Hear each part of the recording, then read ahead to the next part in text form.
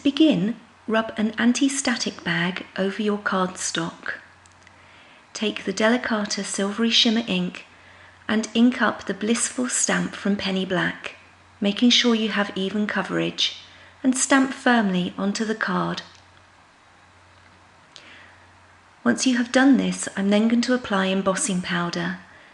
You need to be aware though that you will lose some of the shimmer from the silver by doing this, but you need to emboss it for the technique that we're going to use. Then heat set the powder and you can begin colouring with your Memento markers. I begin by using Bahama Blue. I don't actually have a lighter colour, so I'm going to add some ink potion number 9, and with a paintbrush just run over the flowery part of the stamped image. I don't have to worry about colouring within the lines because the embossing powder will act as a resist. Once I've done this, I then take the Lulu Lavender and again with the brush tip end just lightly add a bit of colour to the tips of the petals within the flower bud. I then go back in with the lighter shade of blue and just blend the colours together to get a more even feel over the image. I repeat this process of colouring in the edges of the petals and then blending in with the lighter shade until I've done about half the little petals in the flower bud. I then take the Bahama Blue ink and apply directly to the edge of the remaining petals, and again blend in with the lighter shade from the ink potion number 9. And so you can see this effect is achieved from doing this. Then with New Sprout, just rub over the leaves, again not worrying about the lines because the embossing powder will resist the areas that don't need to be inked. Sorry, I've gone slightly off screen there. I then spray it directly with ink potion number 9 to give it more wetness so that I can then blend in with my pear tart. So I add more colour to my leaves. And because I want it to blend a little bit more, I then just spray a little bit more of ink potion number 9 onto my craft sheet, and with a brush just blend in by brushing over the areas again until I'm happy with the effect.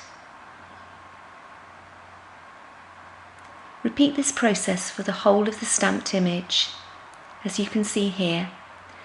I then take the grape jelly and use the bullet tip end just to add centres to my little flower buds. I then cut out the stamped image and I'm ready to mount it onto my card. Take some Purple Mountain dark cardstock and some adhesive tape and run along the back of my stamped image and apply to the card. I'm not going to worry about the positioning of the image because I'm going to use my Perfect Layers ruler and the 1/8 of an inch guide. I'm going to butt it up against my stamped image, and then the cut line will give me a perfect 1/8 inch all the way around when I cut along with my craft knife. I repeat this process for each side. And here you can see a perfectly edged card. I then take a 5 1/8 inch by 7 3/4 inch white card blank and glue to the actual stamped image. I'm then going to take a scrapped piece of card and my marker in grape jelly and colour both sides.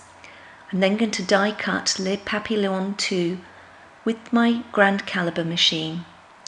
Then take Fantastics and with the little holes just put some Delicata Silvery Shimmer. When I remove the butterfly you can see little silver dots.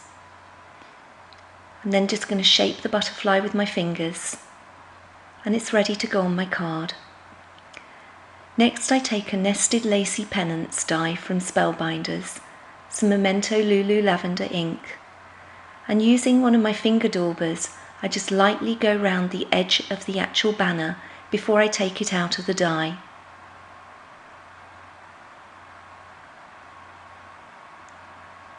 This will give a nice soft lilac-y finish. Next I'm going to take my Penny Black stamp, Thanks a Bunch, and using my VersaFine Onyx black ink I'm going to stamp my sentiment. This is now ready to go on my card with a dimensional foam pad, as so. I then take some purple gems and put down the centre of the butterfly to finish. This now completes my card. As you can see, the embossing has taken away some of the silvery shimmer, but it still has a lovely effect.